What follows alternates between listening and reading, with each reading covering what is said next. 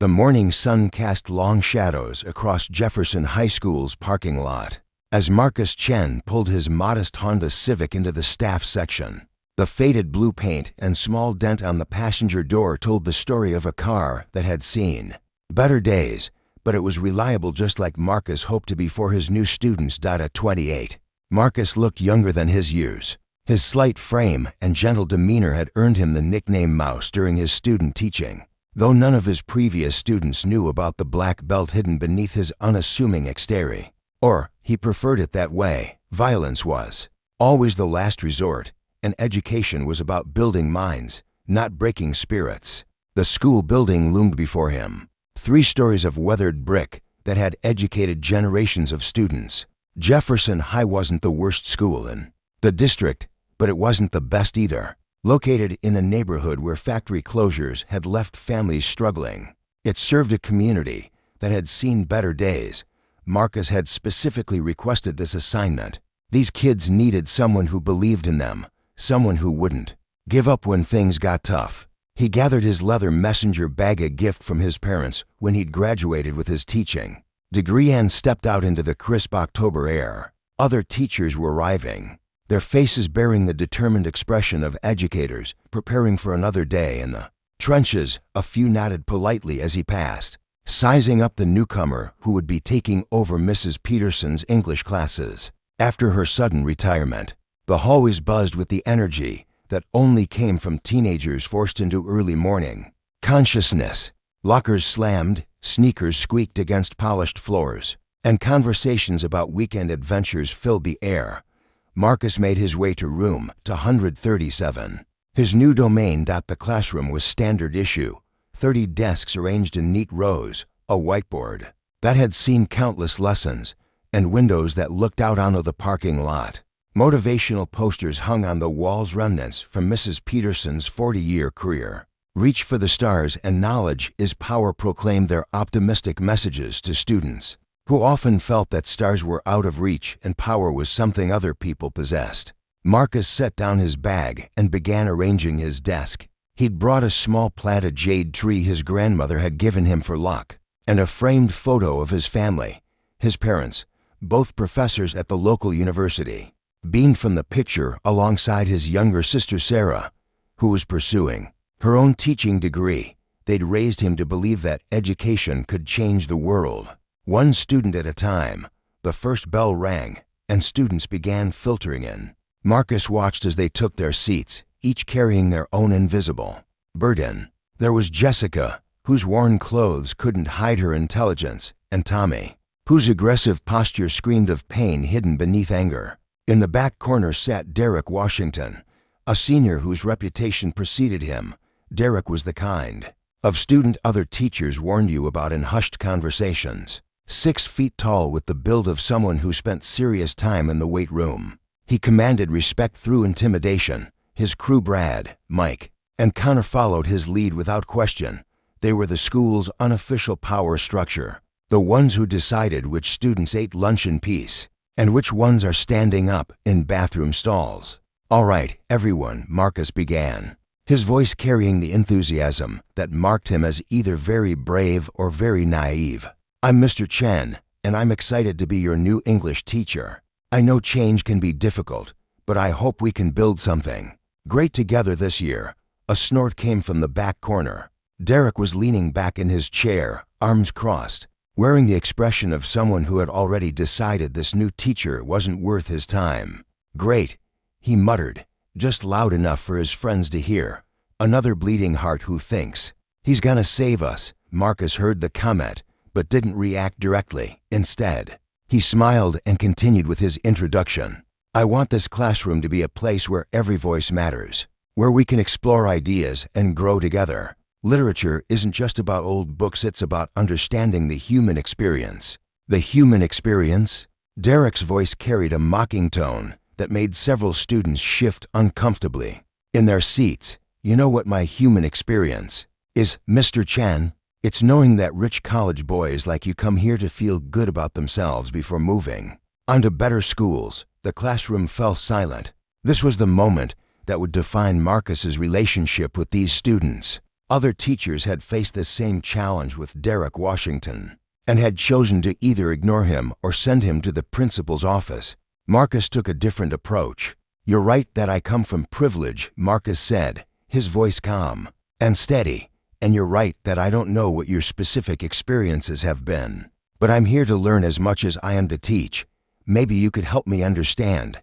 Derek blinked, clearly not expecting that response. His cronies looked confused, waiting for their leader to deliver the knockout blow that would establish the classroom hierarchy. But Derek found himself momentarily off balance, unsure how to respond to genuine respect. "Whatever," Derek finally muttered, but some of the venom had left his voice. Marcus spent the rest of the period outlining his expectations and getting to know his students. He learned that Jessica wrote poetry in her spare time, that Tommy had read every science fiction novel in the school library, and that even Derek's crew had hidden depths beneath their tough facades. Brad was surprisingly good at analyzing symbolism. Mike had a photographic memory for historical dates, and Connor asked thoughtful questions when he thought no one was listening. As the students filed out at the end of class, Derek paused at Marcus's desk. "Just so you know," he said quietly, "the last 3 teachers who tried to save us didn't last a semester." "I'm not here to save anyone," Marcus replied, meeting Derek's gaze. "I'm here to teach English. Everything else is up to you." Derek studied him for a moment, then shrugged and headed for the door. But Marcus caught something in the young man's eyes, a flicker of curiosity beneath the carefully constructed armor. The rest of the day followed a similar pattern. Each class brought new challenges and small victories. Marcus was patient with the students who struggled, encouraging with those who showed promise, and respectful with those who tested boundaries. By the time the final bell rang, he felt cautiously optimistic about the year ahead. As he packed up his materials, Marcus reflected on the day. Derek Washington was clearly the alpha in this particular ecosystem, and winning his respect would be crucial to reaching the other students. But it would take time, patience, and probably a few more confrontations before any real progress could be made. He stepped outside into the afternoon sunshine, breathing in the crisp autumn air. The parking lot was filled with students heading home, their voices carrying across the pavement as they made plans for the evening. Marcus walked toward his Honda, already thinking about tomorrow's lesson plan. That's when he saw them. Derek and his crew were standing near his car, and even from a distance, Marcus could tell something was wrong. The way they were positioned, the nervous energy in their movements, the way other students were giving them a wide berth, it all pointed to trouble. As he got closer, his heart sank. The Honda's windshield was spiderwebbed with cracks radiating out from a central impact point. Someone had thrown something heavy, probably a rock, right through the center. But that wasn't the worst of it. All 4 tires had been slashed, deep cuts that left them completely flat. The word mouse was keyed into the driver's side door in jagged letters. The metal scratched down to the primer. Someone had also poured what looked like chocolate milk across the hood, and the stuff was already attracting flies in the warm afternoon sun. Derek and his friends stood nearby, not even trying to hide their involvement. They were the satisfied expressions of predators who had just established their dominance over new territory. Other students watched from a safe distance, some looking sympathetic, but none willing to get involved. Marcus stopped about 10 feet from his destroyed car, his messenger bag sliding off his shoulder. The financial implications hit him immediately. Insurance might cover some of it, but the deductible alone would strain his teacher's salary. More than that, though, was the message being sent. This wasn't just vandalism, it was a declaration of war. "Sorry about your car, Mr. Chen," Derek called out, his voice dripping with fake concern. "Jefferson High can be a tough neighborhood. Lots of random crime, you know." Brad snickered beside him. "Yeah, real shame when bad things happen to good people." Mike and Connor were practically vibrating with suppressed laughter, clearly proud of their handiwork.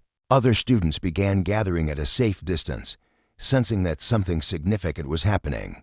This was the moment that would define Marcus's reputation at Jefferson High. How he responded now would determine whether he became another casualty in Derek's campaign of intimidation or something else entirely. Marcus set down his bag carefully and walked closer to inspect the damage.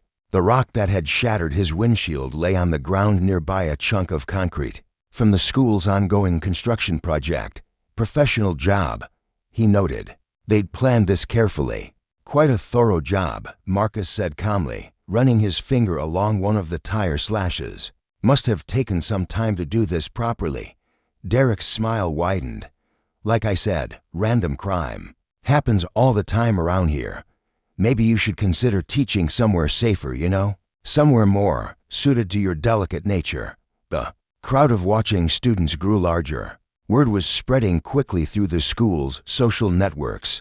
The new teacher was getting the Derek Washington treatment. Most expected Marcus to either break down in tears or explode in helpless rage. Either reaction would cement Derek's reputation as the undisputed king of Jefferson High. Marcus stood up slowly, dusting off his hands. His face remained calm, almost thoughtful. As he considered the situation, the afternoon sun caught his dark hair, and for just a moment, something shifted in his posture. It was subtle, a straightening of his spine, a slight change in how he held his shoulders. To most observers, he still looked like the same mild-mannered English teacher who had introduced himself that morning. But Derek caught it. Something in Marcus's eyes had changed, a flicker of steel beneath the gentle exterior. For the first time all day, Derek felt a small twist of uncertainty in his gut.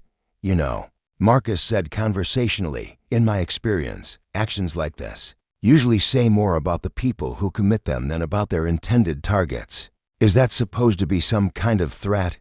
Derek stepped forward, using his size advantage to loom over the smaller man. His crew flanked him automatically, 4-against-1 in the classic formation of bullies throughout history. Not a threat, Marcus replied, his voice remaining steady. Just an observation. But I am curious about something. He reached into his jacket pocket, and several students tensed, expecting either a weapon or a phone to call security. Instead, Marcus pulled out his car keys, the metal catching the afternoon light. I'm curious whether you boys have ever heard of consequence and accountability. Derek laughed, a harsh sound that carried across the parking lot. Big words, Mr. Chen. You trying to give us a vocabulary lesson? In a way, yes. Marcus's voice carried a strange new quality, still calm, but with an underlying edge that made smart students take an instinctive step backward. See, consequence means that actions have results, and accountability means taking responsibility for those results. He gestured toward his destroyed car. This represents several $1,000s in damage. It represents my transportation to and from work. It represents the respect or lack thereof that you have for other people's property. So what? Connor spoke up, emboldened by being part of Derek's crew. You gonna call the cops? Good luck proving anything. Marcus smiled, and Derek felt that twist of uncertainty grow stronger. There was something about that smile too calm, too confident for someone whose car had just been destroyed by 4 teenagers who outweighed and outnumbered him. Oh, I'm not going to call the police, Marcus said softly. I'm going to teach you about consequences in a much more immediate way. The crowd fell silent. Even the distant sounds of other students leaving school seemed muted. Derek felt the weight of dozens of eyes watching this confrontation, waiting to see how it would play out. His reputation was on the line here. If he backed down now, his carefully constructed image would crumble. You think you're gonna teach us? Derek's voice rose slightly, the first crack in his composed facade. You think some pencil-neck college boy is gonna teach me about consequences? Marcus nodded thoughtfully. I think it's time for a practical demonstration of several important concepts. Physics, primarily, maybe a little anatomy. He began walking toward Derek with slow, measured steps. His movements were different now, more fluid, more purposeful. It was as if the mild-mannered teacher had been replaced by someone else entirely, someone who moved with the unconscious grace of a predator. Derek felt a chill run down his spine, but held his ground. He was bigger, stronger, and had 3 friends backing him up. There was no logical reason to be intimidated by a skinny English teacher, but something primal in his brain was sending warning signals, telling him to be very, very careful. Stay back, Derek warned, his hands coming up defensively. I'm serious, man. Don't make me hurt you. Marcus stopped about arm's length away, still wearing that unsettling smile. Derek, in about 60 seconds, you're going to understand exactly what consequences mean. All of you are. He looked around at the watching crowd, his gaze lingering on faces he recognized from his classes. I want everyone to pay attention to what happens next. Consider it an extended lesson in cause and effect. Derek glanced at his crew, seeing his own uncertainty reflected in their faces. This wasn't going the way it was supposed to. The new teacher should have been broken by now, reduced to tears or helpless rage. Instead, he stood before them with the calm confidence of someone who held all the cards in a poker game. You're crazy if you think, Derek began. He never finished the sentence. What happened next would be talked about in the halls of Jefferson High for years to come.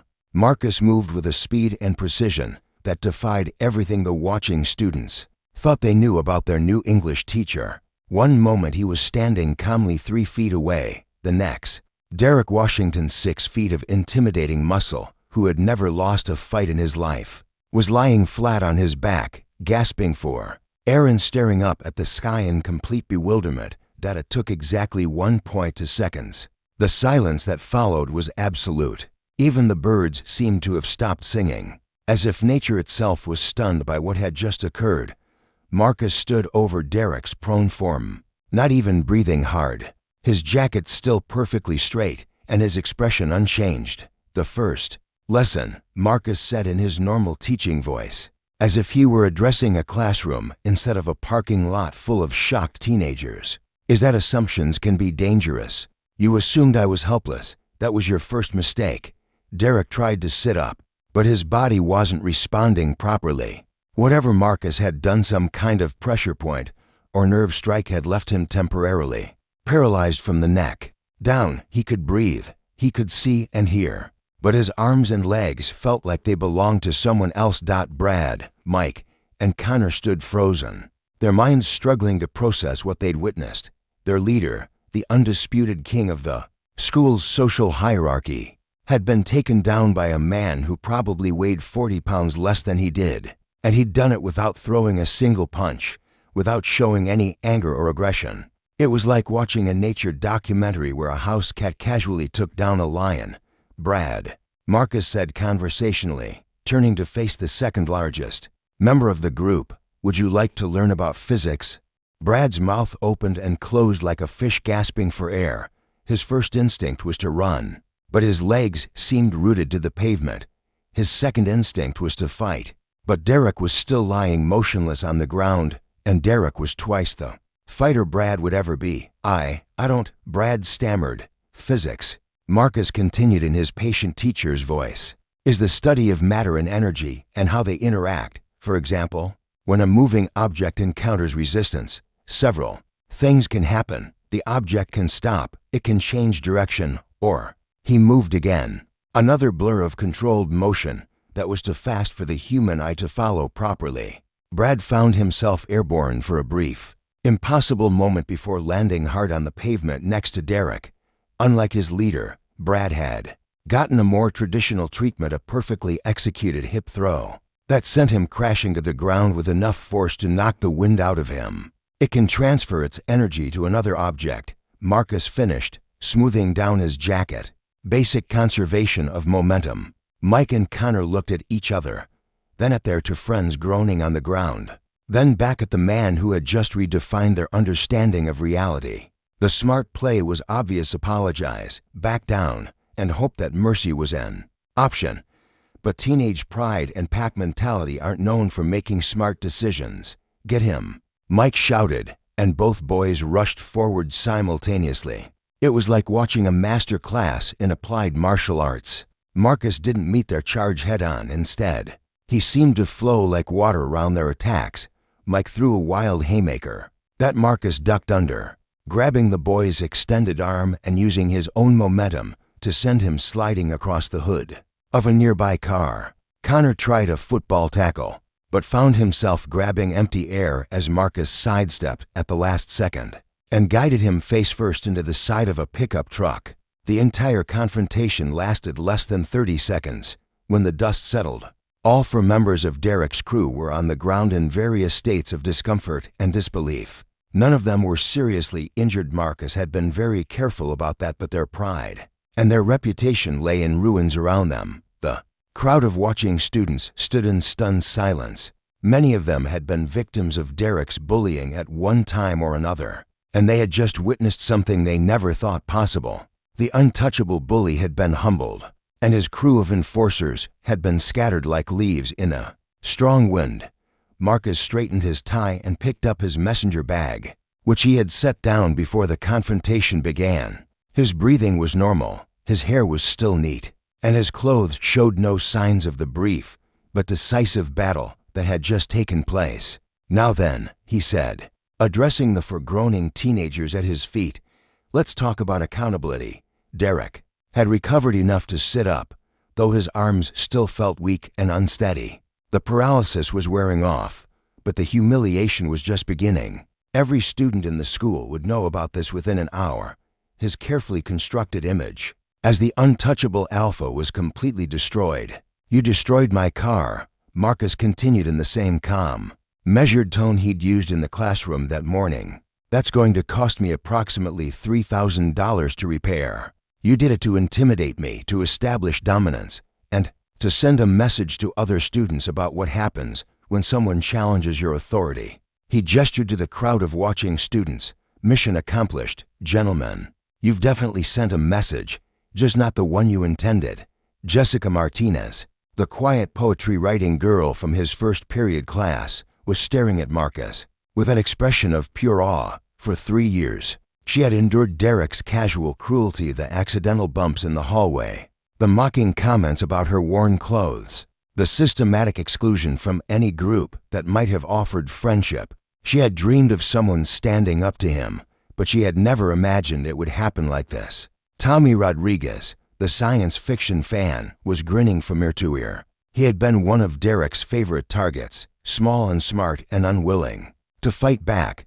The sight of his tormentor flat on his back, taken down by a man half his size, was like something out of one of his favorite novels.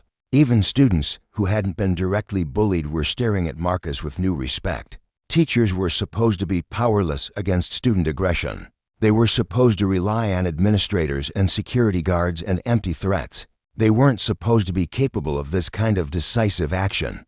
"Here's what's going to happen," Marcus said, his voice carrying clearly across the parking lot. "You 4 are going to pay for the damage to my car. Every penny. You're going to do it quietly, without complaint, and without involving your parents or the administration." Brad had managed to sit up, holding his ribs where they had connected with the pavement. "You can't make us do anything," he wheezed. "We need to talk," Derek said, stopping about 10 feet away, a respectful distance that acknowledged what had happened the day before. Marcus straightened up slowly, his keys still in his hand. "About what?" "About yesterday. About what happens next." Derek's voice was different, less arrogant, more uncertain. The easy confidence that had defined him for years was gone, replaced by something Marcus recognized as genuine confusion. "I'm listening." Derek glanced around the parking lot, making sure they were relatively alone. A few students were still making their way to cars and buses, but most had already departed. "I don't understand what happened. I've been in fights my whole life. No one has ever take you down that easily," Marcus finished. Derek nodded, his face flushing with embarrassment. "I keep thinking about it, replaying it. I was bigger, stronger. I had 3 guys backing me up, and it was like I was fighting a ghost."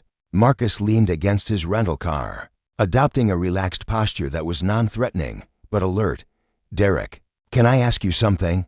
Why did you start bullying people in the first place?" The question clearly caught Derek off guard. He had been expecting threats, ultimatums, or demands for payment.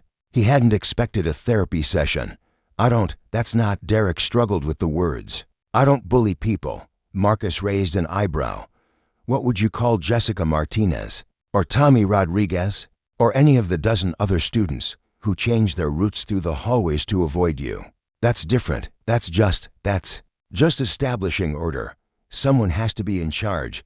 Someone has to keep the weak kids in line, or they get ideas above their station." Ideas above their station, Marcus repeated. Derek, this is high school, not a medieval kingdom. Every student here has the right to feel safe, to learn, to pursue their interests without fear of intimidation. Derek's hands clenched into fists, but he kept them at his sides. You don't understand. You don't know what it's like here. Kids like Jessica and Tommy, they're targets. They're weak. If I don't keep them in line, someone else will, and they might not be as gentle as I am. Marcus studied Derek's face, seeing something he hadn't expected: genuine belief in what he was saying. The young man actually thought he was providing a service, maintaining some kind of natural order that protected weaker students from worse treatment. Derek, where did you learn that? Who taught you that strength means dominating others? No one taught me anything, Derek snapped. I figured it out myself. I learned it from watching, from living. At home? Derek's face went carefully blank, and Marcus knew he had hit a nerve. My home life is none of your business. You're right, it's not. But I'm starting to understand why you think the way you do. Marcus's voice softened slightly. Someone hurt you, didn't they? Someone bigger and stronger than you. And you learned that the only way to avoid being a victim was to become a victimizer. Shut up. Derek's voice was quiet, but dangerous. You don't know anything about me. I know that you're intelligent. I know that underneath all the anger and posturing, you actually care about some of these students. I saw how you looked at that freshman who was getting picked on by the seniors last week. You wanted to help him. I said shut up. And I know that what happened yesterday scared you. Not because you got hurt. You've been hurt before. It scared you because it proved that all your assumptions about power and control were wrong. Derek took a step forward, his hands trembling with suppressed rage. You think you're so smart, don't you? You think you've got me all figured out. I think you're a young man who learned some very destructive lessons about how the world works. And now you're trapped by those lessons. I think you want to change, but you don't know how. I don't want to change anything. Then why are you here talking to me instead of planning your revenge? Why aren't Brad, Mike, and Connor with you? What happened to your crew, Derek? Derek's face crumpled slightly. They think I'm weak now. They think because yesterday happened, that means I'm not worth following anymore. So you lost your power base, and instead of trying to rebuild it through more violence, you came to talk to the person who took it away from you. That tells me everything I need to know about who you really are. Derek stood in silence for a long moment, his internal struggle playing out across his features. Finally, he spoke in a voice so quiet Marcus had to strain to hear it. My dad hits me. Since I was 8 years old. It started when my mom left. He says it's to toughen me up, make me into a man. Derek's eyes were fixed on the ground. He says, the world is divided into two kinds of people: those who take and those who get taken from. He says if I'm not strong enough to take what I want, then I deserve whatever happens to me. Marcus felt his heart break a little. Behind the bully was a scared child who had been taught that cruelty was strength and that showing mercy was weakness. Derek, your father is wrong about everything, is he? Because it sure seemed like you were taking what you wanted yesterday. You wanted us to stop, so you made us stop. You used force to get what you wanted. No, Marcus said firmly. I used force to protect myself and to stop you from hurting others. There's a huge difference between using strength to defend and using strength to attack. Same result though, isn't it? You won, we lost. Marcus shook his head. That's the problem with thinking of everything as winning and losing. Yesterday wasn't about victory or defeat. It was about establishing boundaries and consequences.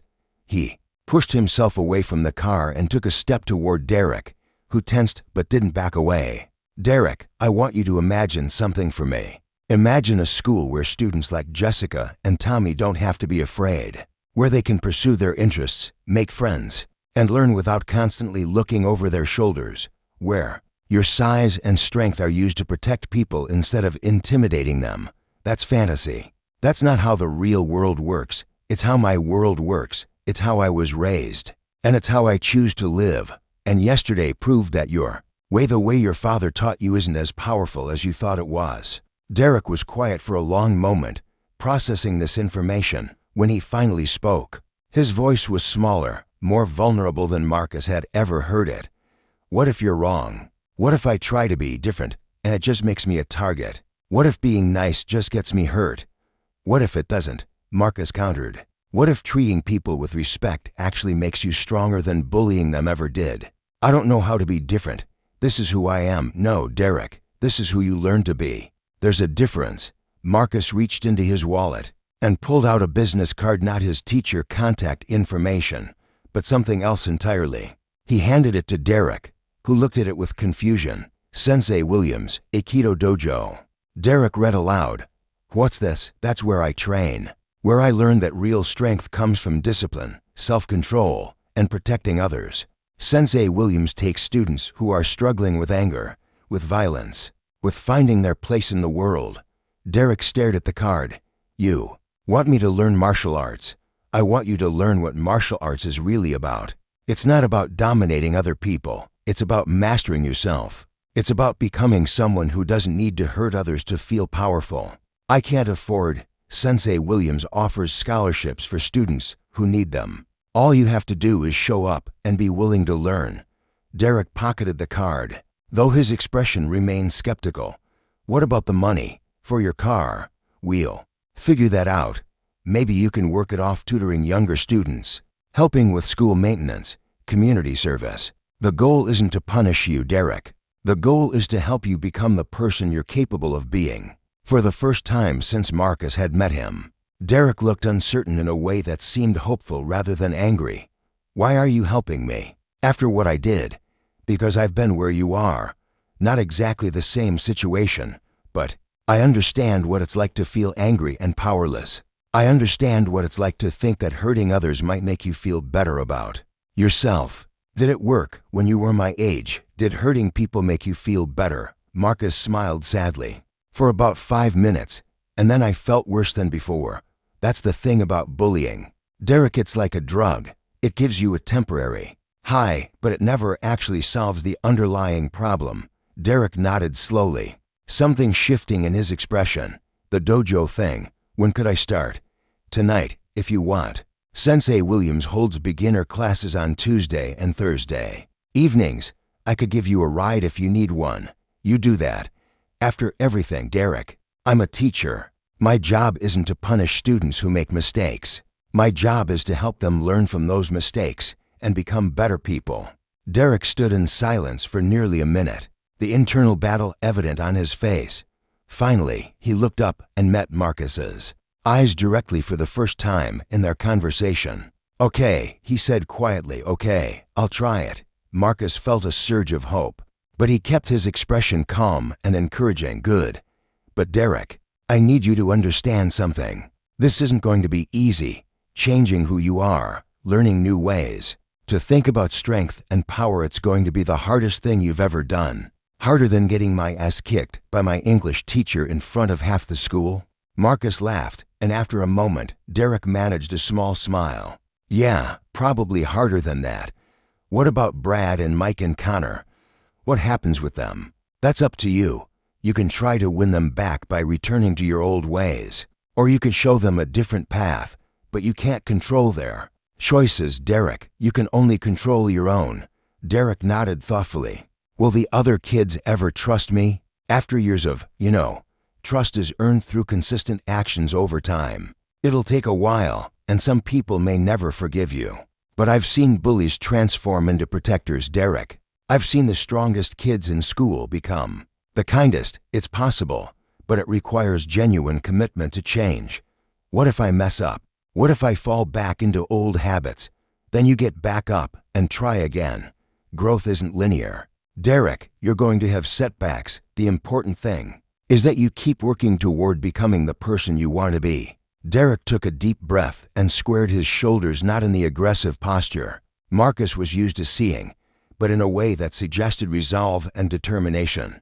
All right, Mr. Chen, let's see what this martial arts thing is all about. The news of Derek Washington's defeat spread through Jefferson High like wildfire, carried by text messages, social media posts, and breathless hallway conversations. By the time Marcus arrived at school the next morning riding the city bus, since his car was in the shop, the story had already taken on mythic proportions.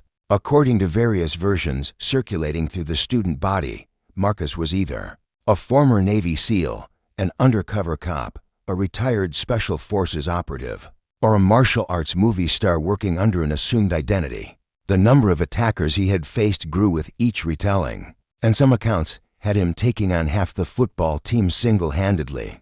Marcus found the exaggerations amusing but concerning. He hadn't come to Jefferson High to be seen as some kind of action hero. He was there to teach English literature and help students discover the power of language and critical thinking. But as he walked through the hallways that morning, he couldn't help but notice the change in atmosphere. Students who had previously moved through the corridors with hunched shoulders and downcast eyes now walked a little taller. The subtle tension that had permeated the school, the constant awareness of where Derek and his crew were, the careful avoidance of certain areas, the unspoken rules about who could sit where at lunch had noticeably diminished. Mr. Chen, Jessica Martinez caught up with him near his classroom, her usual shy demeanor replaced by an excitement he hadn't seen before. "Is it true? Did I really do that, Jessica? You know," she made a vague gesture with her hands, "the thing yesterday, in the parking lot." Marcus unlocked his classroom door and gestured for her to follow him inside. "What thing in the parking lot?" Jessica's face fell slightly. She had been hoping for confirmation, maybe even some details about his martial arts background. Instead, she was getting the same mild-mannered teacher who had introduced himself the day before. "Never mind," she said, looking disappointed. "Jessica," Marcus said gently, setting down his bag and turning to face her.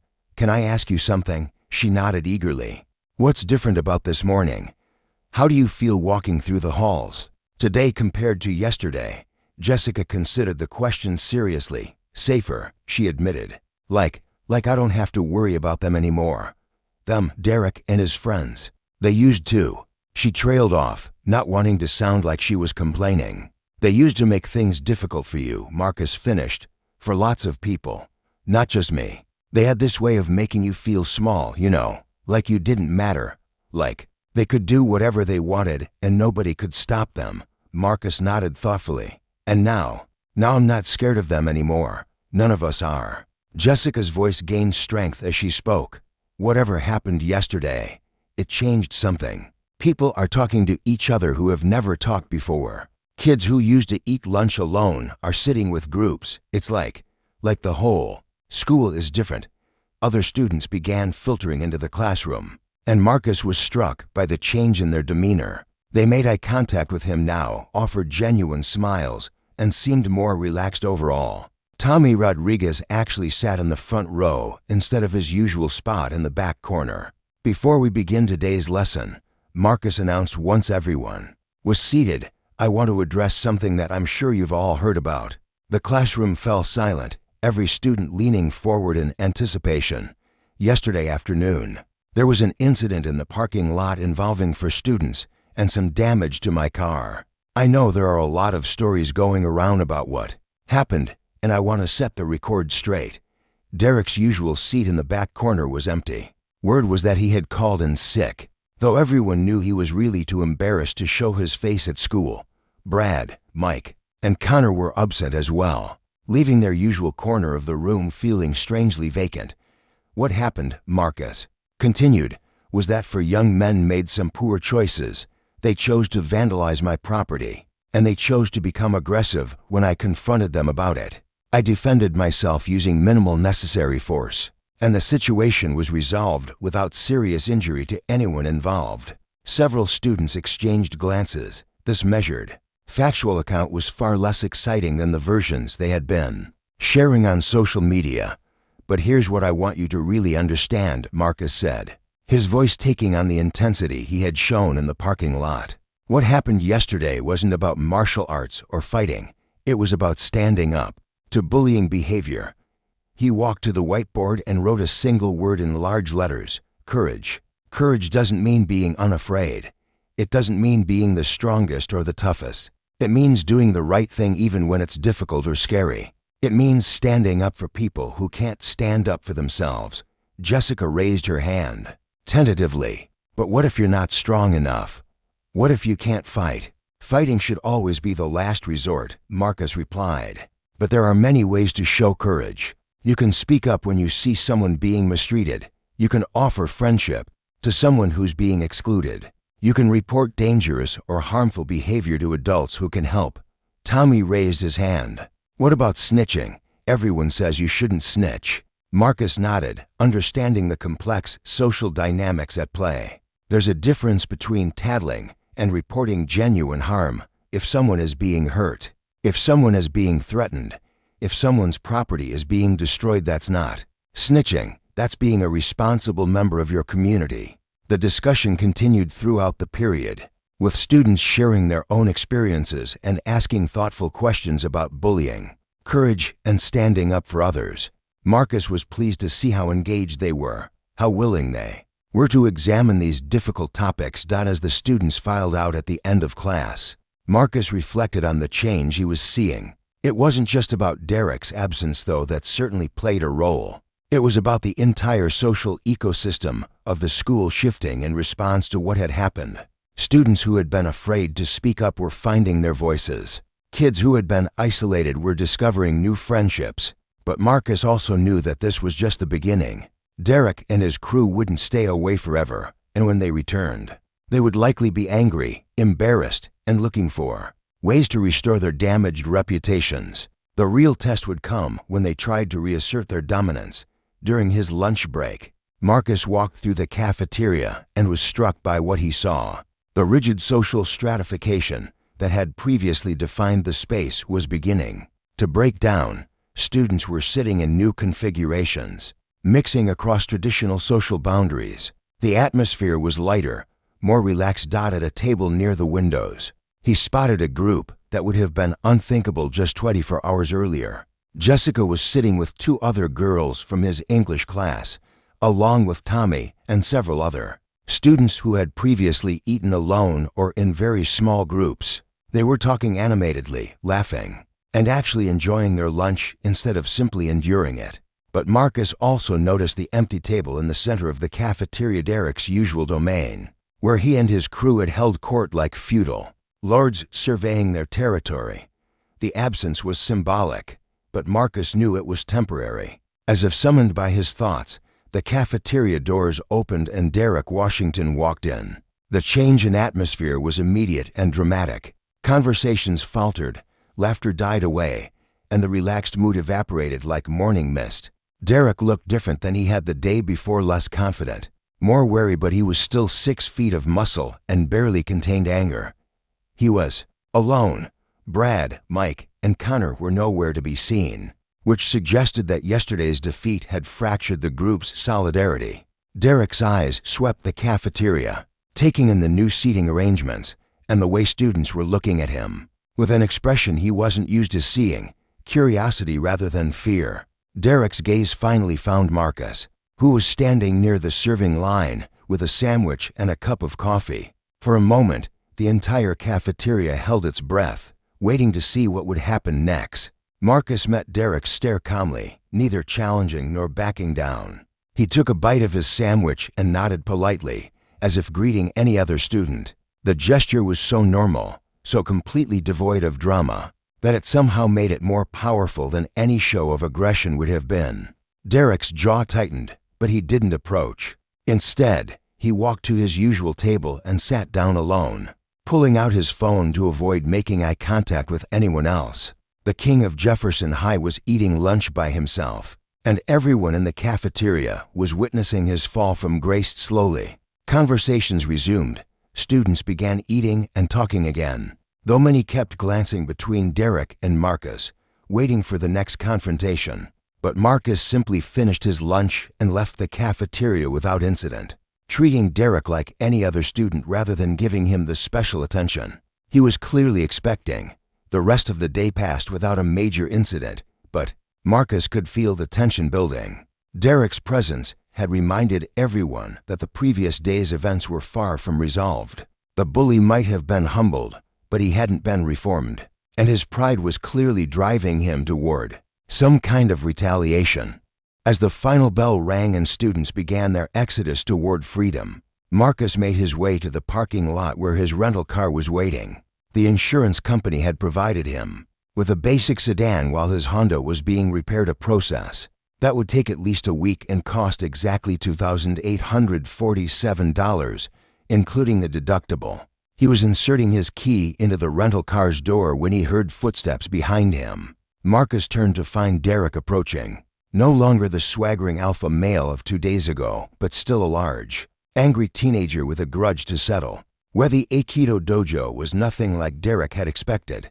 Instead of mirrors and flashy equipment, the space was simple and serene, polished wooden floors, white walls adorned with Japanese calligraphy, and an atmosphere of focused calm that was completely foreign to his experience. Sensei Williams was not what Derek had expected either. A small, elderly Japanese man who moved with the fluid grace of someone decades younger. He greeted Derek with a formal bow and a warm smile. There was strength in his presence, but it was quiet strength, controlled, purposeful, and completely without aggression.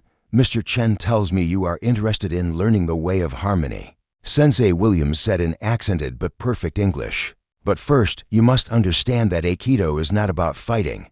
It is about not fighting." Derek glanced at Marcus, who was changing into his white gi in preparation for the evening class. "I don't understand. The word Aikido means the way of harmonious spirit," Sensei Williams explained. "We do not seek to defeat our opponents. We seek to neutralize aggression without causing unnecessary harm. We redirect the force rather than meeting it head-on." A dozen other students were warming up on the mats, ranging in age from teenagers to senior citizens. Derek noticed that none of them looked particularly intimidating. They were ordinary people from all walks of life, united by their pursuit of this peaceful martial art. "But Mr. Chen took down for guys yesterday," Derek said. "That wasn't exactly peaceful." Sensei Williams nodded thoughtfully. "Show me what happened. You will be yourself, and Mr. Chen will demonstrate the technique he used." Derek felt awkward. At first, unsure how to recreate the parking lot confrontation in this respectful environment. But with gentle encouragement from both instructors, he eventually managed to approximate his aggressive approach from the day before. What followed was a revelation. Marcus moved with the same fluid precision Derek remembered. But in the controlled environment of the dojo, Derek could see the technique clearly. There was no anger in Marcus's movements, no desire to hurt or humiliate. Instead, there was a calm efficiency that redirected Derek's own energy back at him, using his momentum and strength against him. "You see," Sensei Williams explained as Derek found himself gently deposited on the mat, "Aikido teaches us to blend with incoming force and redirect it. Mr. Chen did not defeat you through superior strength. He defeated you by remaining calm and using your own aggression against you." Derek sat up, rubbing his shoulder where he had landed. "That's what happened yesterday. I felt like I was fighting myself." "In a way, you were," Marcus said, extending a hand to help Derek to his feet. "Aikido teaches that the greatest enemy is our own uncontrolled emotions: anger, fear, pride. When you master those, external opponents become much less dangerous." The class began with meditation, 5 minutes of sitting in silence, focusing on breathing and centering the mind. Derek fidgeted at first, unused to stillness and quiet, but gradually found himself settling into the practice. For the first time in years, his mind was free from the constant calculation of social hierarchies and potential threats.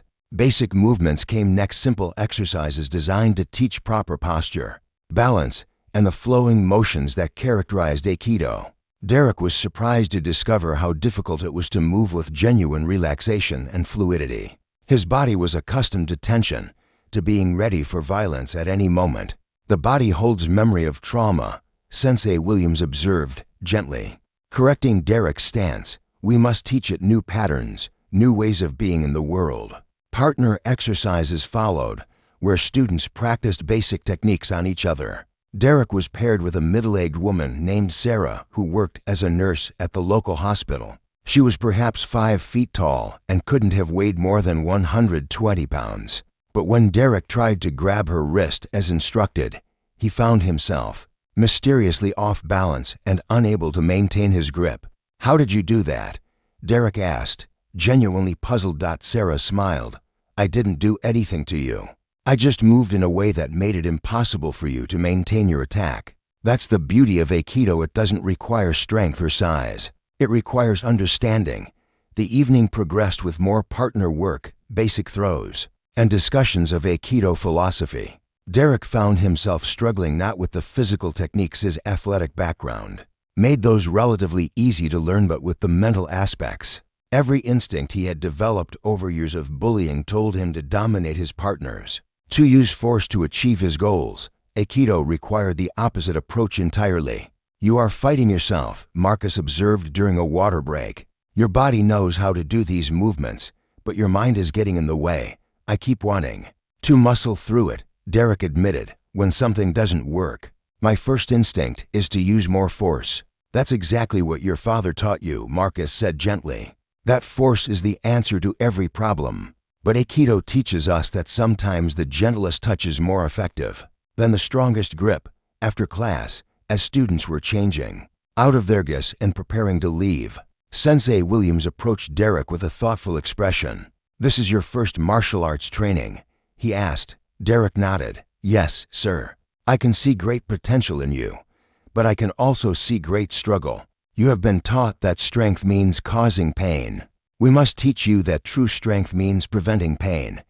How long does that take?" Sensei Williams smiled. "For some students, it takes months. For others, it takes years. For a few, it takes a lifetime. The question is not how long it takes, but whether you are willing to walk the path." Derek considered this as he and Marcus drove back toward the school parking lot, where Derek's car was waiting. The experience had been unlike anything he had ever imagined. Challenging, not because it was physically demanding, but because it required him to question everything he thought he knew about power and control. "So," Marcus said as they pulled into the parking lot, "what did you think?"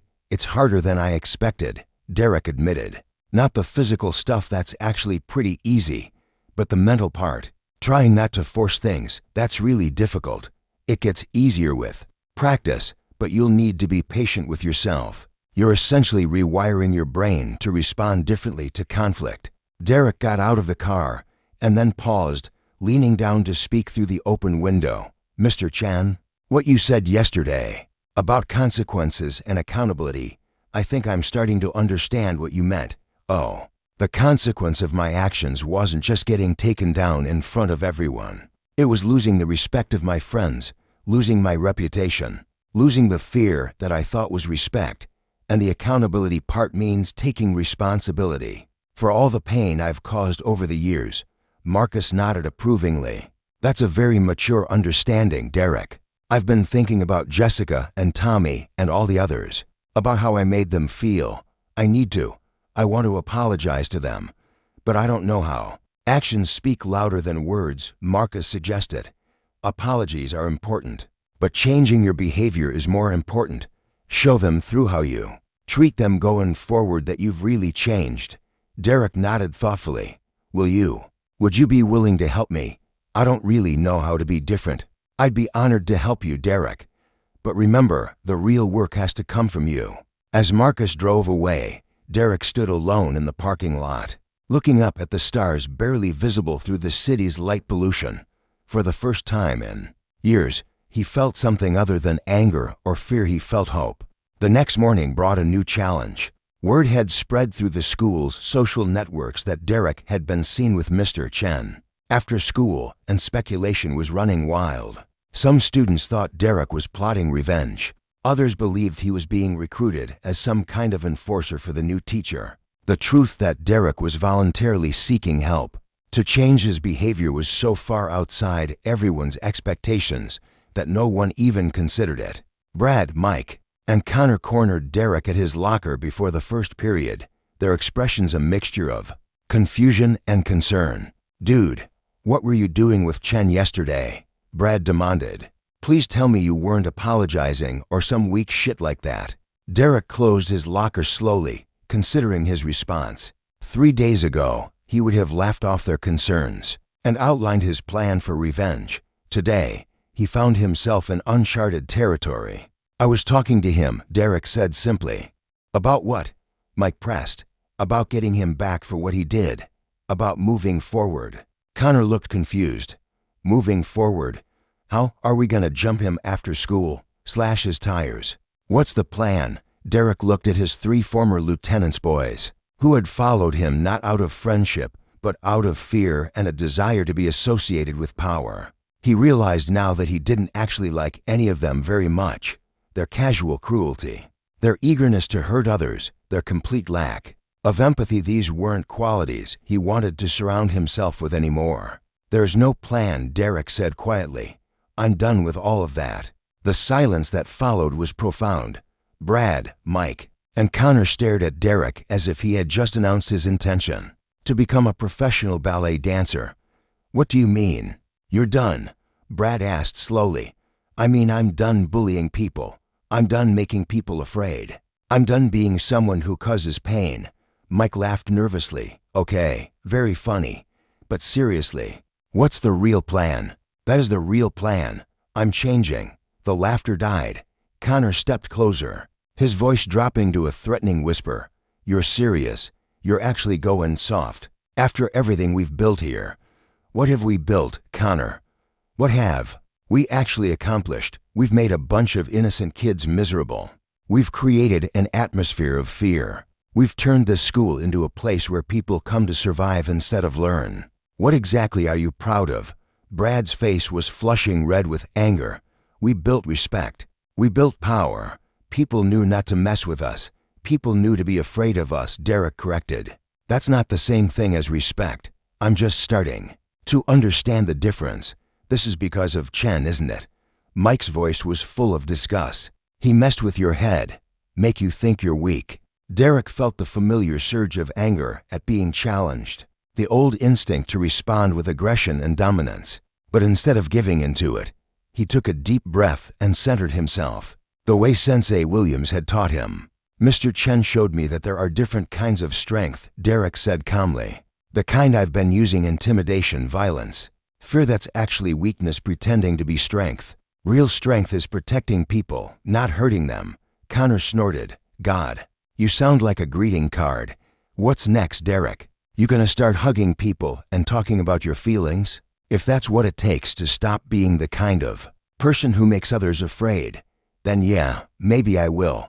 The 3 boys exchanged glances, communicating without words.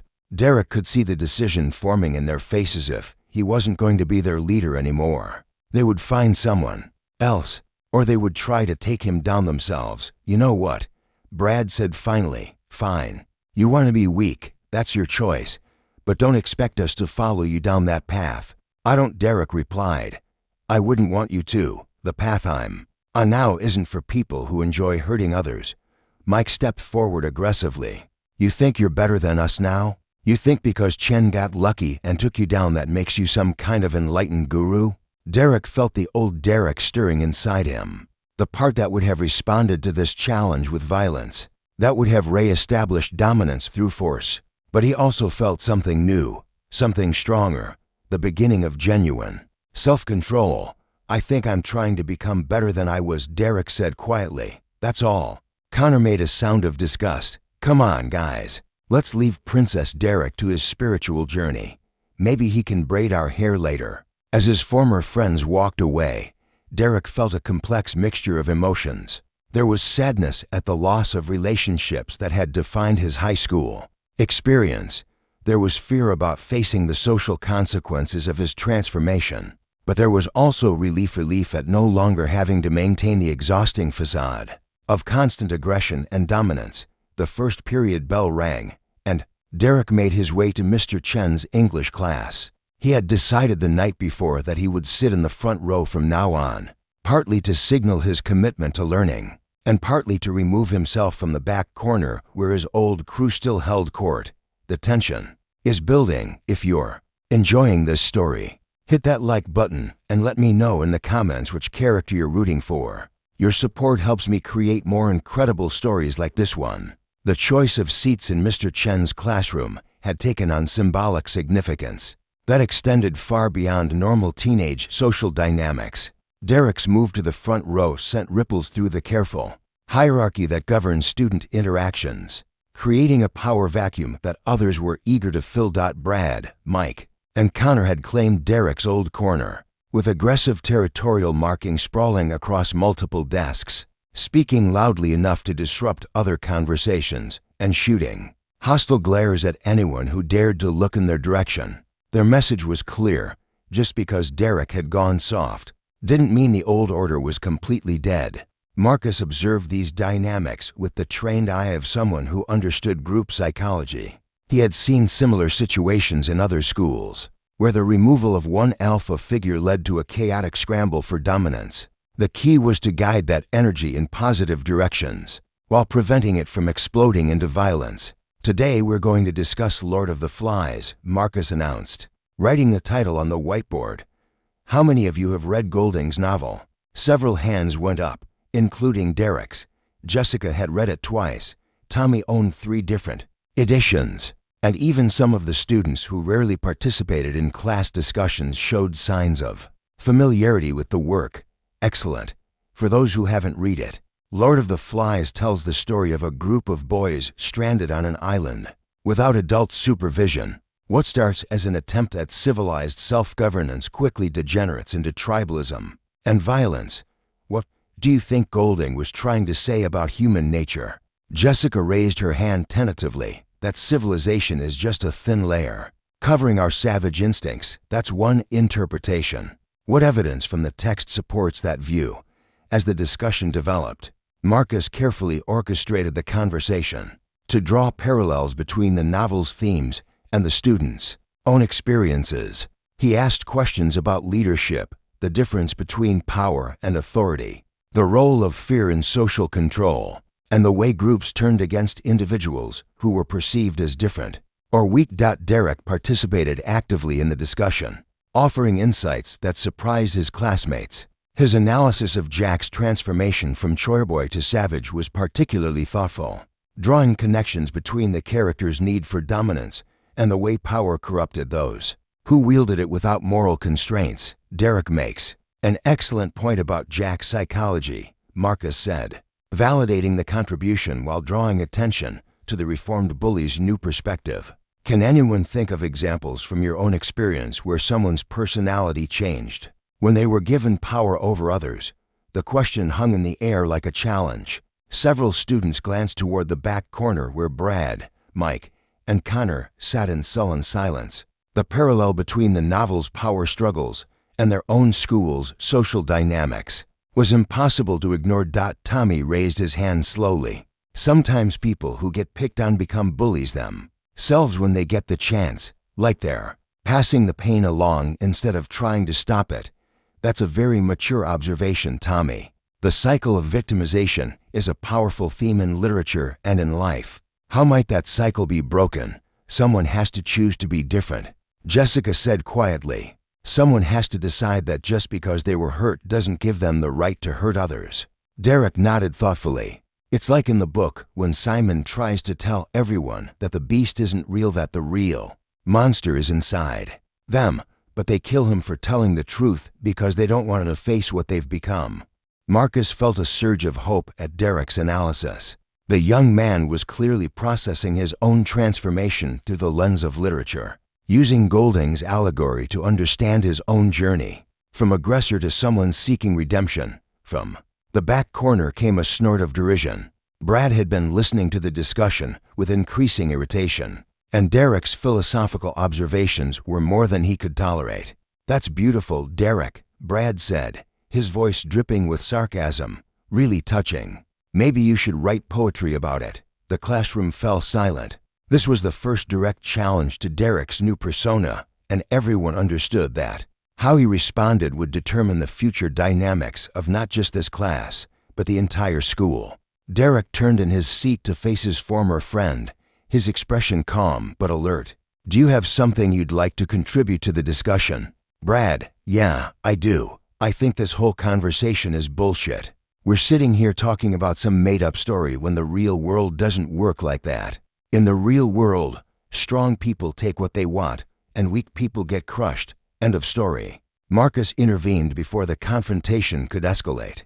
Brad, that's actually a valid perspective. Many critics have argued that Golding's view of human nature is overly pessimistic. Can you elaborate on your position? Brad looked momentarily confused. He had been expecting either Derek to respond with aggression or Mr. Chen to shut him down for being disruptive. Instead, his hostile comment was being treated as a legitimate contribution to literary analysis. I just think people are basically selfish. They only care about themselves, and they'll only treat others well if they're forced to, by someone stronger than them. That's essentially Thomas Hobbes' view of human nature. Marcus said. He believed that without strong authority to enforce order, life would be solitary, poor, nasty, brutish, and short. But other philosophers have disagreed. Derek, what would you say to Brad's position? Derek was quiet for a moment, choosing his words carefully. I used to think the same way, Brad. I thought the world was divided into predators and prey, and the only choice was which one you wanted to be. But I'm starting to think that's a false choice. Oh really? Brad's voice was getting louder, more aggressive. And what's the third option? Enlightened one. Being a protector instead of a predator. Using your strength to help others instead of hurting them. Mike laughed harshly from the back corner. That's weak talk, Derek. That's victim talk. Derek stood up slowly, and the entire classroom tensed for a moment. It seemed like the old Derek might resurface, the one who would have responded to this challenge with immediate violence. Instead, Derek walked to the whiteboard and picked up a marker. Let me show you something, Derek said, drawing a simple diagram. He drew 3 figures, one large figure towering over a smaller one, with a third figure of medium size standing between them. This, he said, pointing to the large figure dominating the smaller one, is what I used to think strength looked like, the strong taking from the weak. He pointed to the middle figure. But this is what I'm learning strength really looks like. Someone using their power to protect those who can't protect themselves. Connor stood up abruptly, his chair scraping against the floor. This is ridiculous. Derek, what happened to you? You used to be someone people respected. Now you're acting like some kind of social worker. I'm acting like someone who doesn't need to hurt others to feel good about himself, Derek replied, calmly setting down the marker and returning to his seat. Marcus watched the exchange with fascination. Derek was demonstrating remarkable self-control, refusing to be baited into the kind of aggressive response his former friends were clearly trying to provoke. But the tension in the room was building toward some kind of breaking point. You know what I think, Brad said, standing up and moving closer to Derek's desk. I think Chen messed with your head. I think he made you afraid to stand up for yourself. I'm not afraid of anything, Derek said quietly. I'm just tired of being someone I don't respect. Respect? Mike joined Brad in moving toward the front of the classroom. You want to know what I respect? I respect power. I respect people who take what they want instead of begging for it. Marcus was calculating whether he needed to intervene physically when Derek did something completely unexpected. He laughed. It wasn't a mocking laugh or a nervous laugh. It was the genuine amusement of someone who had just heard something absurd. You know what's funny? Derek said, still chuckling. A week ago, you guys wouldn't have dared to talk to me like this. You followed me around like puppies, agreeing with everything I said, hoping some of my reputation would rub off on you. Now you're acting tough because you think I've gone soft. He stood up again, but this time his posture was different, not aggressive, but confident in a way that had nothing to do with intimidation. But here's the thing you're missing. I'm not weaker than I was last week. I'm stronger. I just don't need to prove it by making other people afraid anymore. Brad stepped closer, close enough that Derek could smell the energy drink on his breath. Prove it. The challenge hung in the air like a thrown gauntlet. Every student in the classroom understood that this was the moment of truth. Would Derek's transformation survive its first real test? Or would he revert to the violence that had defined him for so long? Derek looked at Brad for a long moment, then at Mike and Connor, then at the rest of his classmates who were watching with rapt attention. Finally, his gaze settled on Marcus, who gave him an almost imperceptible nod of encouragement. No, Derek said simply. Brad blinked in confusion. What? I said no. I'm not going to prove anything to you. I don't need your approval or your fear to know who I am. Derek sat back down and turned to face the whiteboard, dismissing Brad as completely as if he had simply ceased to exist. The gesture was so unexpected, so contrary to every rule of teenage social combat that Brad found himself speechless. Marcus seized the moment to regain control of the classroom. That's an excellent demonstration of the themes we've been discussing. In Lord of the Flies, the character Ralph tries to maintain civilized behavior even when surrounded by chaos. Derek just showed us what that looks like in practice. He gestured for Brad, Mike, and Connor to return to their seats. Strength of character is often more impressive than physical strength. Golding understood that, which is why his novel has remained relevant for over 60 years. The remainder of the class passed without incident, but Marcus could feel the undercurrents of tension that hadn't been resolved. Brad, Mike, and Connor had been publicly embarrassed by Derek's refusal to engage with them, and that kind of humiliation rarely went unanswered in the complex social ecosystem of high school. As students filed out at the end of class, Marcus noticed the careful choreography of avoidance.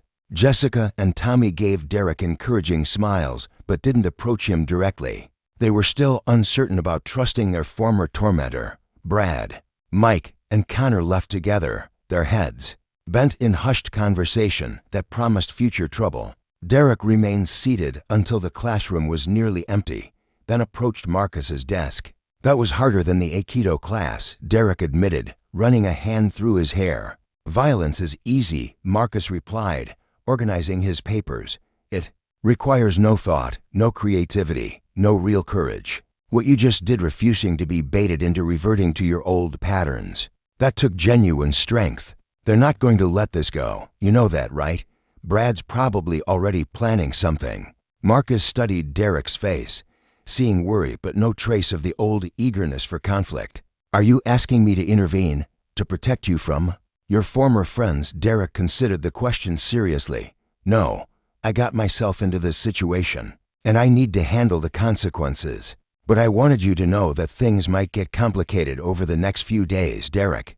Can I ask you something personal? Sure. Last night at the dojo, when you were struggling with the concept of not using force to solve problems, what were you thinking about? Derek was quiet for a moment, looking out the window at students heading to their next classes. I was thinking about my dad, about how he always told me that showing mercy was the same as showing weakness, about how he said the world would eat me alive if I didn't learn to bite first. And now I'm wondering if maybe the world my dad lives in is different from the world I want to live in. Maybe I don't have to accept his version of reality. Marcus felt a surge of pride in his students. Growth. That's a very wise insight, Derek. And it explains why this transformation is so difficult for you. You're not just changing your behavior. You're challenging everything you were taught about how to survive. Derek nodded thoughtfully. Mr. Chen, can I ask you something? When you were younger, did you ever hurt people? Before you learned all the martial arts philosophy stuff? Marcus leaned back in his chair, considering how much to share. When I was about your age, I got into a fight with a kid named Peter Yamamoto. He was smaller than me, but he had said something that made me angry. I don't even remember what it was now. I hit him hard enough to break his nose. Derek waited for the rest of the story. For about 5 minutes, I felt powerful. I felt like I had proven something important about myself. But then I saw the blood, saw the fear in his eyes, saw how the other kids looked at me afterward, and I realized that the only thing I had proven was that I was willing to hurt someone weaker than me. That's not strength, that's cowardice. What happened then? I spent the next month apologizing to Peter, trying to make it right. I did his homework, carried his books, and defended him from other bullies. It took years for us to become actual friends, but eventually we did. He was at my wedding party, actually. Derek smiled at that. So can people really change? Can people really become different than they were? People can become better versions of themselves, Derek, but only if they're willing to do the hard work of growth, and only if they're willing to accept that some of the damage they've done might never be fully repaired. The warning bell for the second period rang, and Derek gathered his books. Thank you, Mr. Chen, for everything. I know I haven't said that before, but thank you. As Derek left the classroom, Marcus reflected on the delicate balance he was trying to maintain. He was proud of Derek's progress, but he was also concerned about the young man's safety. Brad, Mike, encounter represented not just social embarrassment, but potential physical danger. They had lost their leader and their status, and desperate people often made dangerous choices. The rest of the morning passed peacefully, but Marcus noticed signs of brewing trouble throughout the school. Brad had been recruiting, talking to football players, enlisting support from other students who resented Derek's transformation. There were whispered conversations in hallways, meaningful glances exchanged between members of various social cliques, and the kind of electric tension that preceded major social upheavals. During lunch, Marcus positioned himself where he could observe the cafeteria dynamics.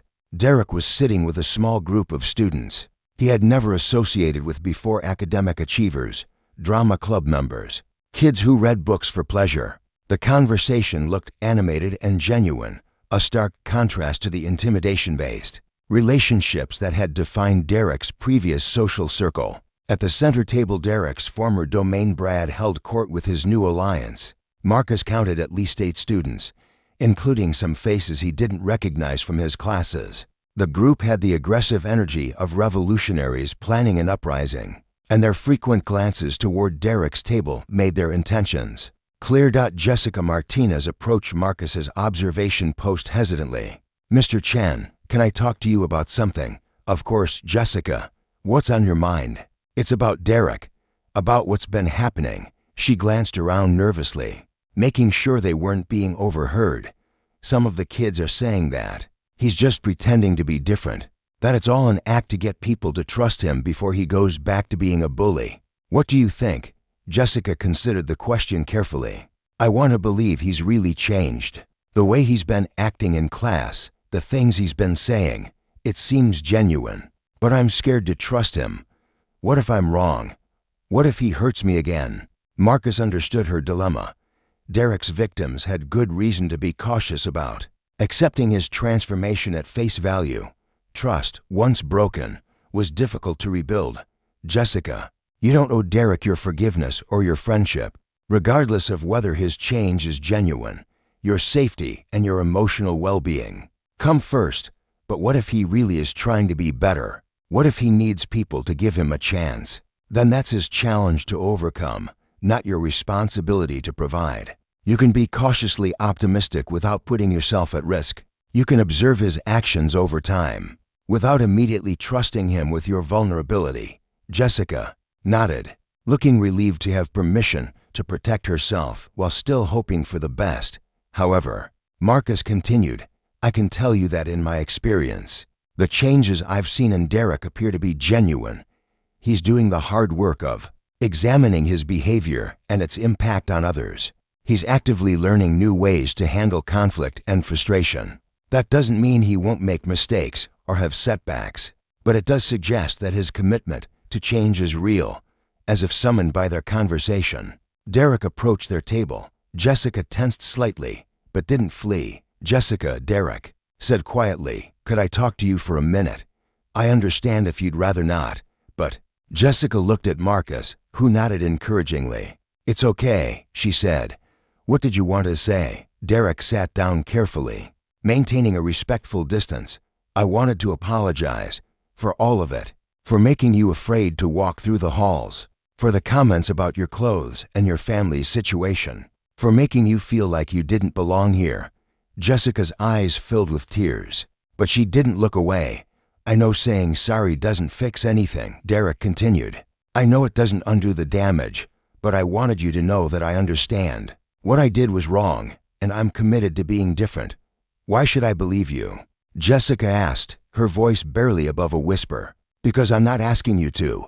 I'm just asking you to watch what I do going forward. Judge me by my actions, not my words." It was exactly the right thing to say, an acknowledgement of her right to skepticism combined with a commitment to prove himself through behavior rather than promises. "Okay," Jessica said softly. "I'll watch." Derek nodded and started to leave, then turned back. "Jessica, your poetry is really good. I heard you reading some of it in Mr. Henderson's class last month. You have a gift." He walked away before she could respond, leaving Jessica staring after him with an expression of complete bewilderment. "He remembered my poetry," she said to Marcus. "He was actually listening." Sometimes the people we think are our enemies know more about us than we realize, Marcus replied. The question is what they choose to do with that knowledge. The lunch period was winding down when the confrontation Marcus had been dreading finally materialized. Brad and his newly assembled crew had cornered Derek near the vending machines, far enough from the main dining area to avoid immediate adult intervention, but close enough for other students to witness the encounter. Marcus moved quickly but carefully, staying within earshot while appearing to be engaged in casual supervision. He wanted to give Derek the chance to handle the situation himself, but he was prepared to intervene if things turned violent. Well, Brad announced loudly enough for nearby students to hear. Look who thinks he's too good for his old friends. Derek remained calm, his posture relaxed but alert. I'm not better than anyone, Brad. I'm just trying to be better than I was. By sucking up to Chen? By pretending to be some kind of reformed saint? Mike stepped closer, clearly hoping to provoke a reaction. By learning that there are better ways to handle problems than hurting people.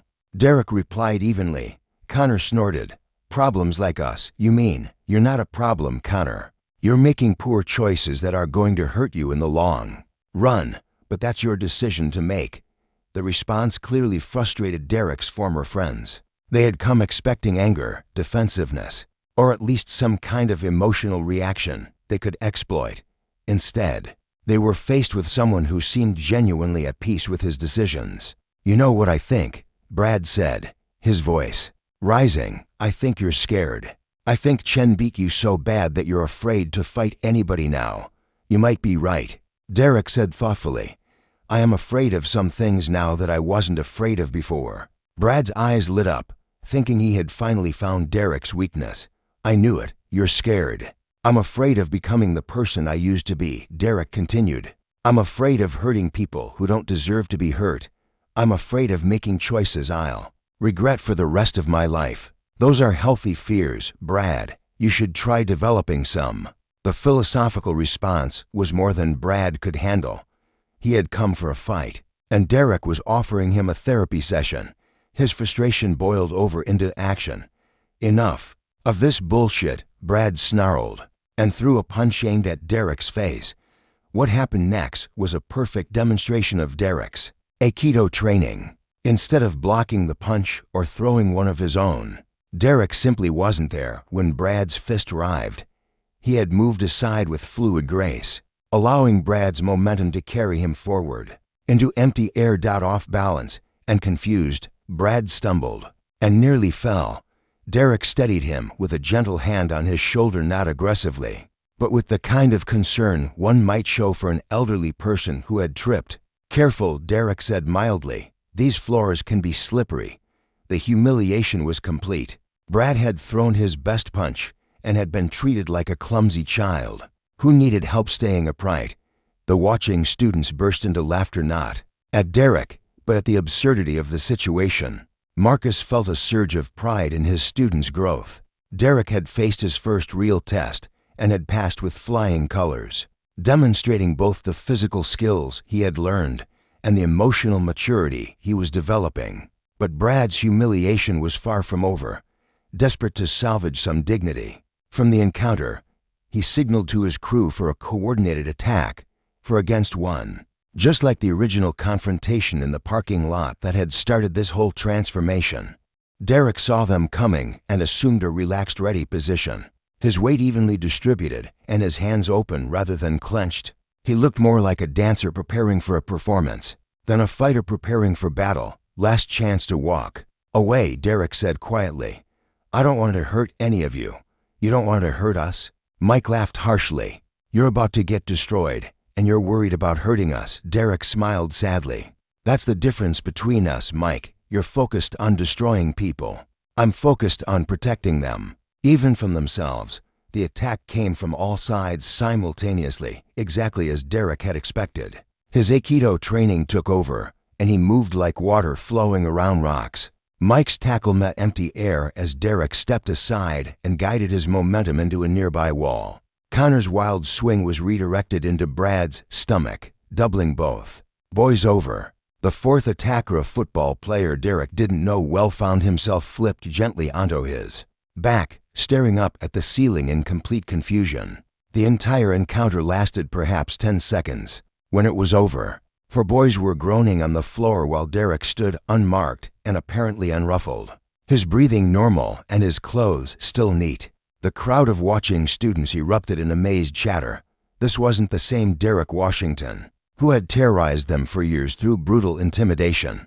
This was someone entirely new, someone who could defend himself without becoming a monster in the process. Marcus approached the scene, officially taking control of the situation. "Is everyone all right?" he asked with professional concern. Derek nodded. "No one's seriously hurt. They just need a moment to catch their breath." Brad struggled to his feet, his face red with embarrassment and rage. "This isn't over," he snarled. "Yes, it is," Derek said firmly. "It's been over since the moment I decided to stop being the kind of person who settles disagreements with violence. The only question now is whether you're going to keep making the same mistakes, or whether you're going to learn from what just happened." He looked around at the crowd of watching students, his gaze lingering on faces that had once shown him fear, and now showed something much more complex: respect mixed with cautious hope. "I want everyone to understand something," Derek announced, his voice carrying clearly through the suddenly quiet corridor. "What you just saw wasn't about fighting. It was about choosing not to fight. For years, I made this school a place where people had to be afraid. I'm committed to helping make it a place where people can feel safe." He extended a hand to help Brad to his feet, an offer that was angrily rejected. "The old Derek would have hurt you for that," Derek said quietly.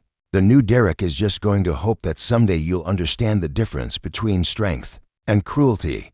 As the crowd dispersed and students headed to their afternoon classes, Marcus found himself reflecting on the profound change he had witnessed. Derek's transformation was more complete than he had dared to hope. The young man had faced his greatest test and had emerged not just victorious, but genuinely evolved. But Marcus also understood that this was just the beginning. True change was a process, not an event, and Derek would face many more challenges in the months and years to come. The real test would be whether he could maintain his new path when faced with setbacks, failures, and the inevitable moments of doubt that accompanied any genuine transformation.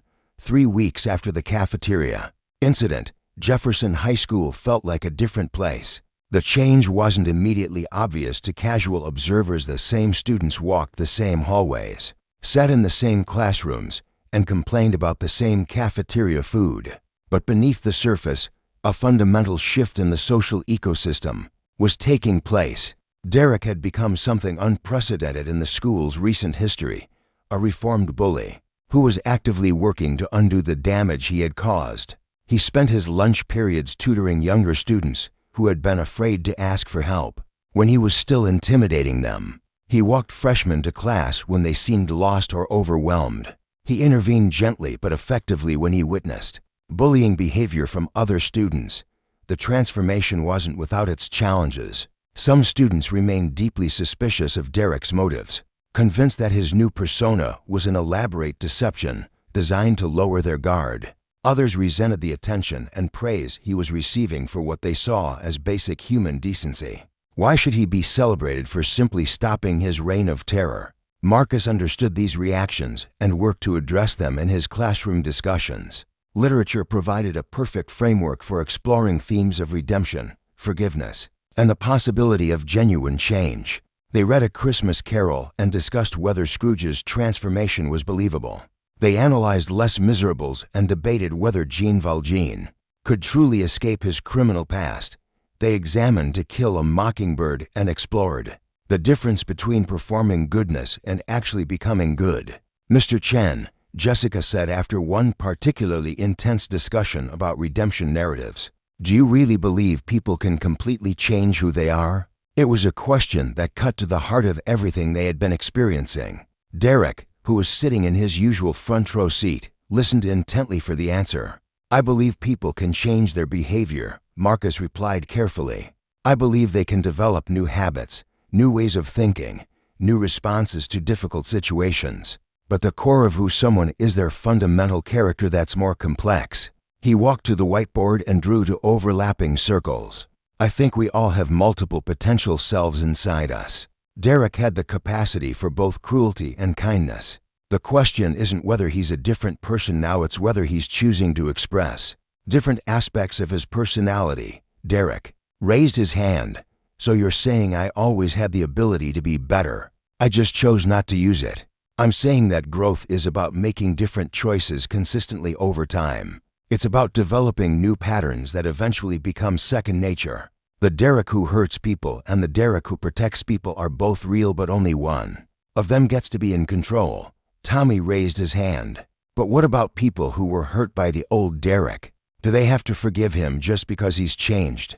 Absolutely not, Marcus said firmly. Forgiveness is a gift that can't be demanded or earned. Derek's responsibility is to become a better person regardless of whether anyone forgives him. That's what makes the change genuine. It's not conditional on receiving redemption from others. The discussion continued for the remainder of the period, with students sharing their own experiences of change, forgiveness, and the difficulty of rebuilding trust. Marcus was struck by the maturity of their insights and the way they were processing complex emotional concepts through the lens of literature. After class, Derek lingered, as he often did, for informal conversations with Marcus. These talks had become an important part of his ongoing transformation, opportunities to process challenges, celebrate victories, and plan for future growth. Brad's been recruiting again, Derek mentioned as he packed his books. He's got a new crew forming. Some of the football players, a few kids from other grades. They're calling themselves the New Order or something equally ridiculous. Marcus wasn't surprised. Nature abhors a vacuum, and the power structure Derek had abandoned was being filled by someone else. Are they targeting you specifically, or are they going after the same students you used to intimidate? Both. Brad's made it clear that I'm enemy number one. But he's also going back to the old playbook, picking on kids who can't defend themselves, establishing dominance through fear. How does that make you feel? Derek considered the question. Angry, guilty, responsible, like I created a monster and now I have to deal with the consequences. Those are all reasonable responses. The question is what you're going to do with those feelings. Derek was quiet for a moment, staring out the window at students heading home. I've been thinking about that. Part of me wants to confront Brad directly. Show him that his little crew isn't as tough as they think they are. But that would just be reverting to the old way of solving problems. What's the alternative? Build something better. Instead of tearing down Brad's building, create something that makes what he's building irrelevant. Marcus smiled. Explain that. Brad's power comes from fear, right? From making people feel like they need protection from him. But what if there was a different kind of protection available? What if students knew they had allies who would stand up for them without becoming bullies themselves? Are you talking about some kind of anti-bullying group? Derek nodded enthusiastically. Not just anti-bullying, pro-community. A group focused on making the school a place where everyone feels like they belong, where the strongest students use their strength to help others instead of hurting them. Marcus was intrigued by the concept. Who would join something like that? More people than you might think. Jessica's been talking to kids in the drama club about it. Tommy's got connections with the science nerds. There are athletes who are tired of the toxic culture that Brad represents. Even some former bullies who want to make amends for their past behavior. It's an interesting idea, Derek, but you'd need adult support, official recognition from the school administration, and a clear structure to prevent it from becoming just another clique. Would you help us? Would you be our faculty advisor? Marcus considered the request carefully. It was exactly the kind of positive development he had hoped to see, but it also carried risks. If the group was perceived as being Derek's personal army, it could backfire spectacularly. If it was too closely associated with Marcus himself, it might be dismissed as a teacher's pet project rather than a genuine student initiative. I'd be willing to help, Marcus said finally, but it would need to be truly student-led. My role would be to provide guidance and support, not to direct your activities.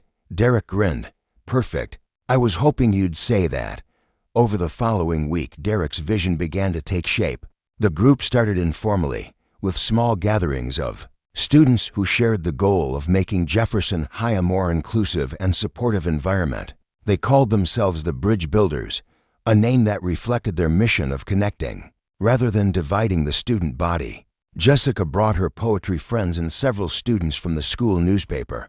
Tommy recruited science students and members of the computer club.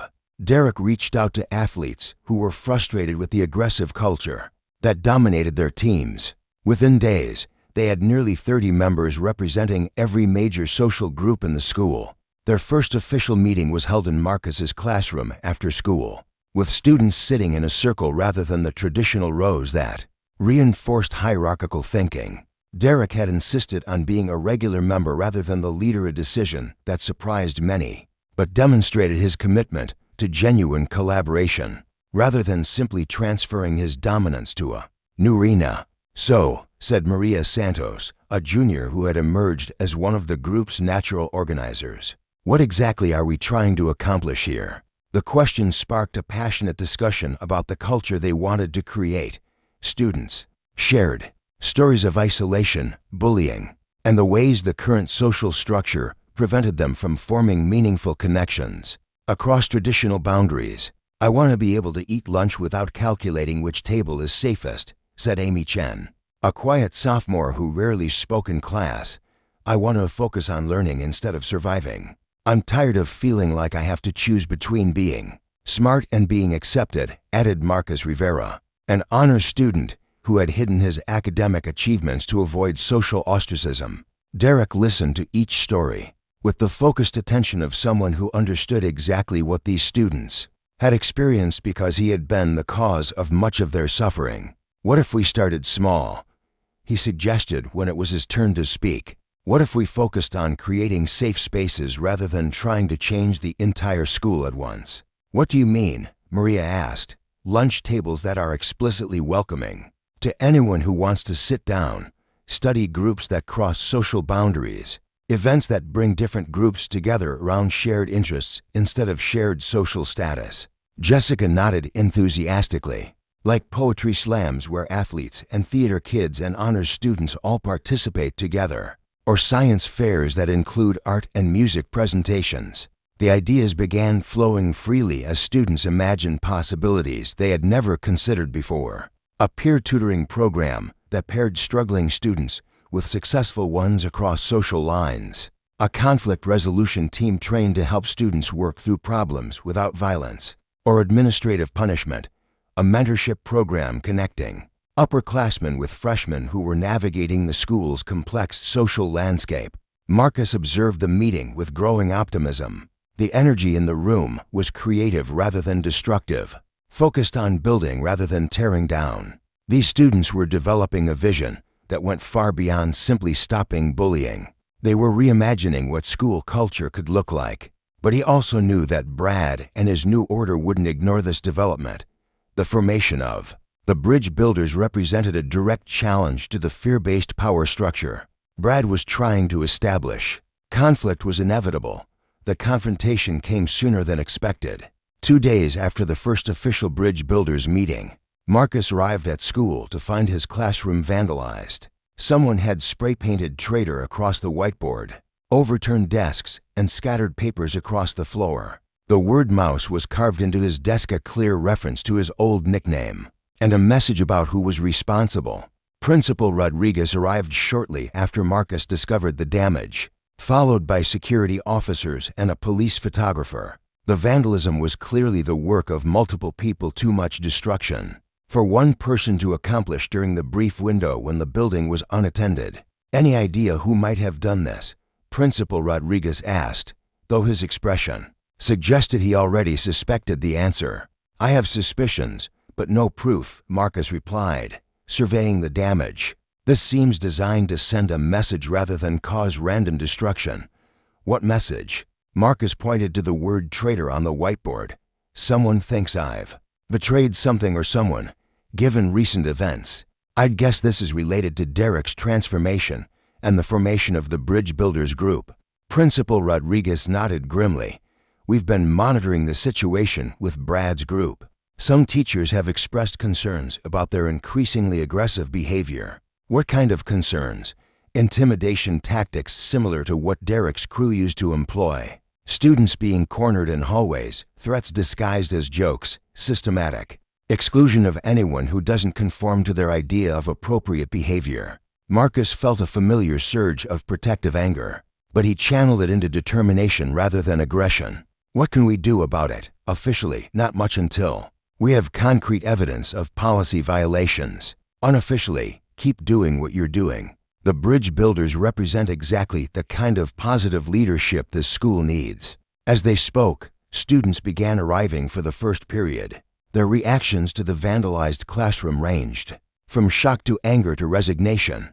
For too many of them, this kind of destructive behavior was simply part of their normal school experience. Derek was among the first to arrive, and his face went white when he saw the damage. "This is my fault," he said quietly. "This happened because of me." "No," Marcus said firmly. "This happened because some people prefer destruction to construction. You're not responsible for other people's choices. But if I hadn't changed, if I hadn't started the bridge builders, then you'd still be part of the problem instead of part of the solution. Derek, you can't control how others react to your growth. You can only control whether you continue growing." Jessica arrived next, followed by Tommy and several other bridge builders members. Their reaction was immediate and unified. They began cleaning up the mess without being asked, working together to restore order to their space. "We should cancel today's meeting," Jessica said as she stacked overturned chairs. "This is clearly meant to intimidate us. That's exactly why we shouldn't cancel it." Derek replied, picking up scattered papers. "If we change our behavior because of threats, then the threats work." Tommy nodded agreement. "Besides, this just proves how important what we're doing really is. They're scared of us because they know we represent something better." By the time the first period began, the classroom was restored to functionality. Marcus had cleaned the whiteboard and arranged borrowed desks to replace the damaged ones. But the atmosphere was charged with tension as students processed what had happened and what it meant for the fragile progress they had been making. "Today we're going to discuss conflict resolution," Marcus announced as he wrote the topic on the freshly cleaned whiteboard. "Not as an abstract literary concept, but as a practical skill that you'll need throughout your lives." He gestured toward the damaged desk, which still bore the carved word mouse as evidence of the morning's discovery. "Someone was very angry about recent changes in our school's social dynamics. They chose to express that anger through destruction rather than communication. Let's talk about why that happened and what more constructive alternatives might have looked like." The discussion that followed was one of the most engaged and meaningful conversations Marcus had facilitated in his years of teaching. Students examined the psychology behind destructive behavior, explored the difference between reacting and responding to conflict, and developed strategies for addressing disagreements without resorting to intimidation or violence. Derek's contributions were particularly thoughtful, drawing on his own experience with anger and his recent training in Aikido philosophy. He spoke about the difference between feeling angry and acting on anger, about the temporary satisfaction of destruction versus the lasting fulfillment of creation. "When I was angry, I wanted other people to hurt the way I was hurting," Derek said. "But making someone else miserable never actually made me feel better. It just created more misery in the world." Brad was absent from class, either genuinely sick or avoiding the scene of his crime. His empty desk served as a silent reminder of the choices people made when faced with change they couldn't control. As the period ended and students filed out, Marcus felt a complex mixture of emotions. The vandalism had been a setback, a reminder that progress was never linear, and that there would always be people who preferred the chaos of the old system to the challenges of building something new. But he had also seen something remarkable in his students' response to the crisis. They had refused to be intimidated, had worked together to restore their space, and had engaged in the kind of deep, meaningful dialogue that education was supposed to foster. The bridge builders weren't just talking about change, they were living it. That evening, as Marcus stayed late to complete the insurance paperwork for the damaged property, Derek knocked on his classroom door. "I brought you something," Derek said, holding up a small potted plant. "I know it doesn't replace what was destroyed, but I thought maybe it could represent new growth." Marcus accepted the gift, a small jade tree similar to the one his grandmother had given him. "Thank you, Derek. That's very thoughtful." "Mr. Chen, can I ask you something?" Of course, do you ever regret it, getting involved with all of this? Your car, your classroom, all the drama. Would it have been easier to just stick to teaching English? Marcus considered the question seriously. Easier, absolutely. But I didn't become a teacher to take the easy path. I became a teacher to help students discover who they're capable of becoming. He gestured around the restored classroom, then at Derek himself. Look what you've accomplished in just a few weeks. Look at the bridge builders. Look at the conversations we're having. Look at the hope in students' eyes when they walk through these halls. Would I trade that for an undamaged desk and an uncomplicated life? Never. Derek smiled, but his expression remained serious. This is just the beginning, isn't it?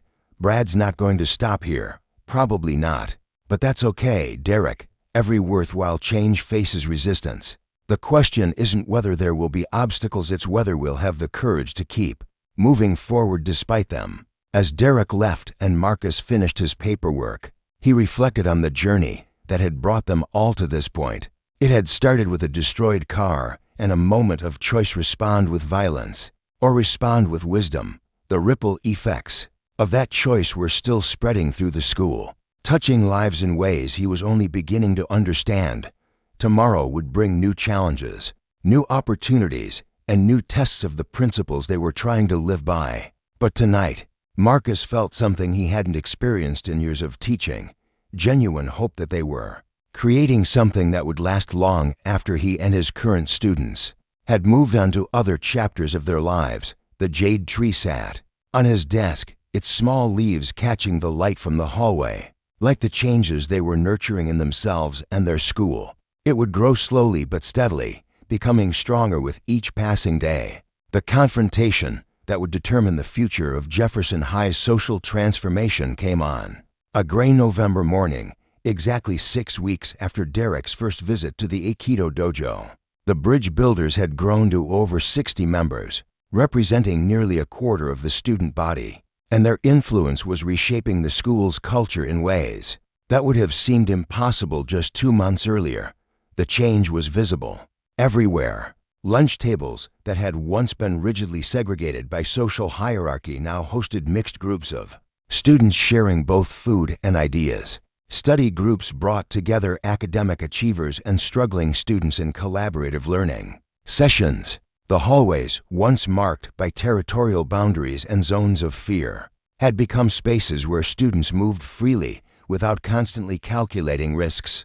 But success had bred resentment. Brad's new order had swelled to nearly 30 members, drawing recruits from students who felt displaced by the changing social landscape. They resented Derek's transformation from feared leader to respected peer mediator. They were frustrated by the loss of the simple hierarchies that had once made their place in the world clear and predictable. More troubling was the way Brad's group had begun targeting the most vulnerable members of the bridge builders. Freshmen who had found courage through the organization were subjected to subtle harassment. Students who participated in cross-social boundary activities faced social ostracism from their former groups. The intimidation was carefully calibrated to stay just below the threshold that would trigger administrative intervention. Marcus had been documenting these incidents, building a case that he hoped would never need to be presented. But he also understood that the conflict was approaching a critical point. Brad's group was growing bolder, more organized, and more desperate to reassert their vision of how power should be distributed. The crisis began during lunch period on a Tuesday that started like any other. Derek was sitting with his usual mixed group: Jessica, Tommy, several athletes, drama club members, and honors students when Brad's crew surrounded their table. "Well, look at this," Brad announced loudly enough for the entire cafeteria to hear. "The United Nations of Jefferson High. How'll I tell the principal? We'll tell our parents. You attacked us." Marcus smiled, that same unsettling smile. "Feel free. I'm sure the security cameras caught the whole thing. Let's review the footage together and see who attacked whom." He gestured toward the corners of the building, where security cameras kept watch over the parking lot. "I'm betting the recording will show for students vandalizing a teacher's car, followed by the same for students threatening said teacher, followed by those students initiating physical violence. When the teacher attempted to address the situation, the boys followed his gaze to the cameras and their faces went pale. In their eagerness to humiliate the new teacher, they had completely forgotten about surveillance. The footage would clearly show them destroying Marcus's car and then moving aggressively toward him when he confronted them about it. Of course, Marcus continued thoughtfully, there's also the matter of criminal charges, vandalism, destruction of property, intimidation, assault. That's quite a list. I imagine the police would be very interested in reviewing that footage. Derek found his voice, though it came out as more of a croak. What do you want? I want my car repaired. I want the four of you to understand that actions have consequences. And I want the rest of these students to go home knowing that they don't have to be afraid anymore. He looked around at the crowd, his gaze lingering on faces he recognized, students who had been sitting in his classroom just hours earlier, students who had probably spent years walking through these halls in fear of Derek Washington and his crew. But most importantly, Marcus said, his voice carrying a new intensity, I want everyone here to understand something very important about respect. He walked over to Derek, who was still sitting on the ground rubbing his neck where Marcus's pressure point strike had temporarily paralyzed him. The teenager looked up with a mixture of fear and resentment, his worldview completely shattered. Respect, Marcus said, crouching down to Derek's eye level, isn't something you take by force. It's something you earn through your actions. For years, you've confused fear with respect. You've used your size and your crew to intimidate people who couldn't fight back. You've made this school a place where students come to survive instead of learn. Derek's jaw clenched, but he didn't interrupt. The fight had gone out of him, at least for now. But here's the thing about bullies, Marcus continued, his voice soft but carrying clearly in the silent parking lot. They only pick on people they think can't fight back. They're actually cowards at heart, because real courage means protecting people who are weaker than you, not preying on them. He stood up and addressed the wider crowd. I want everyone to remember what happened here today, not because violence is the answer to every problem, but because standing up to bullies is everyone's responsibility. You don't need a black belt to do the right thing. You just need courage. Black belt, Mike whispered. The pieces finally clicking into place. Marcus nodded. 3rd degree black belt in Aikido, 2nd degree in Jiu-Jitsu, and 1st degree in Karate. I've been training since I was 6 years old. My parents believed that discipline and self-control were just as important as academic achievement. The revelation sent murmurs through the crowd. Aikido was a defensive martial art, focused on using an attacker's own force against them. It explained how Marcus had been able to take down for larger opponents without breaking a sweat and without seriously injuring anyone. He had simply redirected their aggression back at them with compound interest. You've been fighting people who couldn't fight back, Marcus said to Derek. How did it feel to face someone who could? Derek didn't answer, but his expression said everything. The humiliation was complete and total. Every student in the school would know that he had been taken down by the new English teacher. His reign of terror was over. $3,000, Marcus repeated, standing over the four defeated bullies. I'll give you a week to figure out how you're going to pay for it. After that, we involve the police and the administration. He picked up his messenger bag and slung it over his shoulder. Class dismissed. What do you think will happen next? Share your predictions in the comments below. And don't forget to subscribe for more thrilling stories.